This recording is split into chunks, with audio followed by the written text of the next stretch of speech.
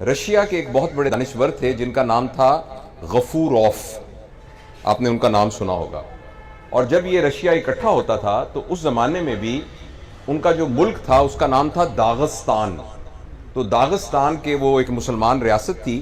وہ داغستان کے نہیں بلکہ پورے رشیا کے بہت بڑے عالم تھے اور بہت بڑے فلسفر تھے اور لوگ ان سے آ کے مشورہ کرتے تھے. تو جب رشیا میں بہت سارے مسائل شروع ہوئے تو ایک گروہ ان کے پاس آیا. انہوں نے کہا آپ اتنے بڑے دانشور ہیں, یہ جتنے فیکٹری اونر ہیں انہوں نے مزدوروں کا استحصال شروع کر دیا ہے, تو جس کی وجہ سے معاشرہ بڑا تباہ ہو رہا ہے, تو بتائیے کہ اس کا کیا حل ہے. تو انہوں نے کہا کہ کوئی نہیں, یہ جو سرمایہ دار ہوتے ہیں نا یہ ایسے کرتے ہی ہوتے ہیں, کوئی فرق نہیں پڑتا. کچھ عرصے کے بعد وہ پھر آئے کہ جی یہ جو مزدور ہیں انہوں نے اپنی یونینز بنا لی ہیں اور یہ اب کام نہیں کرتے اور یہ جو ہے بالکل آؤٹ آف کنٹرول ہو گئے ہیں, تو کیا کریں. انہوں نے کہا نہیں فکر نہ کریں, وہ غریب آدمی ہیں, وہ تھوڑا سا کرتے ہیں, وہ اپنے حقوق کے لیے سارے شور مچاتے ہیں, اس سے معاشرے کو کچھ نہیں ہوتا. اسی طرح سرکاری ملازموں کے بارے میں بات کی, تمام طبقات کے بارے میں آہستہ آہستہ لوگ بات کرتے رہے, مگر وہ غفوروف یہ کہتے رہے کہ فکر نہ کریں ہمارے معاشرے کو کچھ نہیں ہوتا. تو کچھ لوگوں نے تنگ آ کے ایک دن کہا کہ آخر آپ کب یہ کہیں گے کہ معاشرہ تباہ ہو رہا ہے جب سب لوگ تباہ ہو رہے ہیں.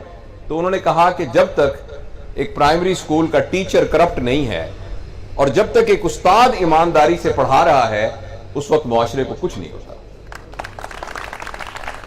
اسی طریقے سے میں نے یہ سنا کہ جب جرمنی بالکل تباہ ہو گیا تھا تو اس وقت کسی نے یہ کہا جو ان کا بڑا تھا کہ صرف یہ دیکھو کہ کیا ہمارے استاد موجود ہیں کہ نہیں.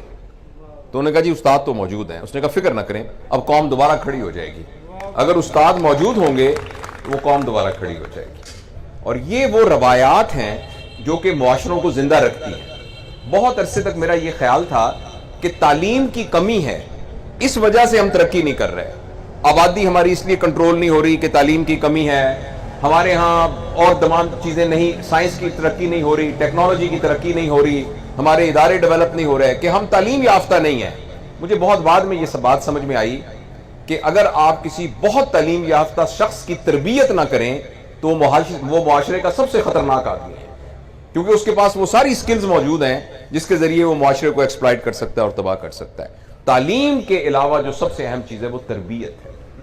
جب تک ہم تربیت نہیں کرتے, ہماری یہ میڈیکل ایجوکیشن میں بھی اور جنرل ایجوکیشن میں بھی یہ کہا جاتا تھا کہ ایجوکیشن کا مطلب ہے نالج, پھر پتہ لگا نہیں نالج کے علاوہ سکل, پھر پتہ چلا نہیں سکل نہیں ساتھ ایٹیچیوڈ بھی, یعنی علم بھی, کوئی ہنر بھی اور رویہ بھی. لیکن یہ بہت ابھی ریسنٹلی یہ بات پتہ چلی ہے کہ اگر ان تینوں کے بعد روایات, تہذیب یا ویلیو سسٹم ڈیولپ نہ ہو تو ایجوکیشن کا کوئی فائدہ نہیں ہے. ایجوکیشن کا فائدہ اسی وقت ہے جب اس کے ساتھ ایک ویلیو سسٹم, اقدار ڈیولپ ہو, تہذیب ڈیولپ ہو, ایک معاشرہ ڈیولپ ہو جس معاشرے کا یہ کو پتہ ہو کیا صحیح ہے کیا غلط ہے, کون سی چیز انسان کو بڑا بناتی ہے, کون سی چیز انسان کو بہتر بناتی ہے. جس معاشرے کے اندر وہ تمام چیزیں جو پیسے سے خریدی جا سکتی ہیں وہ لوگوں کو بڑا بناتی ہیں, وہ معاشرہ کبھی ترقی نہیں کرتا. وہ معاشرہ جس میں وہ چیزیں لوگوں کو بڑا بناتی ہیں جو پیسے سے نہیں خریدی جا سکتی وہ معاشرہ ترقی کرتا ہے. لہٰذا میں کون سی گاڑی پہنتا, گھڑی کس برانڈ کی پہنتا ہوں, میری گاڑی کتنی بڑی ہے, میں کون سے برانڈڈ سوٹ پہنتا ہوں, میرا گھر کتنا بڑا ہے, میرے مربع کتنے ہیں, میری زمینیں کتنی ہیں, مری میں میرے کتنے گھر ہیں, یہ تمام چیزیں ہماری ضروریات ہو سکتی ہیں اور ان کو حاصل کرنے میں کوئی حرج نہیں ہے اگر آپ یعنی لا آف لینڈ کے ساتھ کوئی لڑائی نہ کریں اور اپنی اخلاقیات اور ایمانداری اور حلال حرام کا خیال رکھیں تو اللہ آپ کو اب پورشے گاڑی ہونی چاہیے, آپ کا نیو یارک کے اندر سب سے بڑا پلازا ہونا چاہیے, اس میں کوئی حرج نہیں ہے.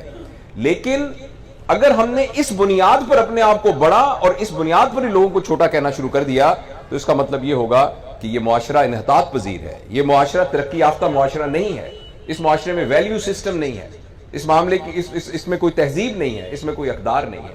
انفارچونیٹلی ہمارے معاشرے میں یہ ہوا ہے.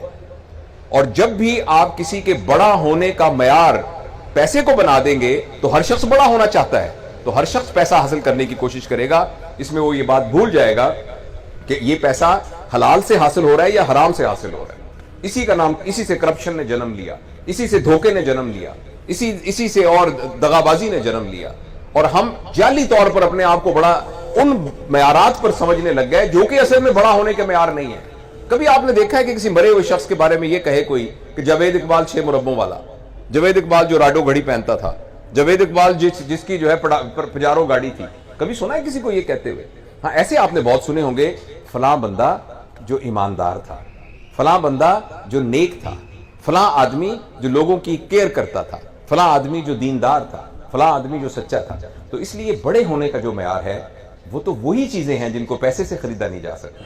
بڑے ہونے کا معیار تو وہی چیزیں ہیں جو ہم سے کوئی چھین نہیں سکتا۔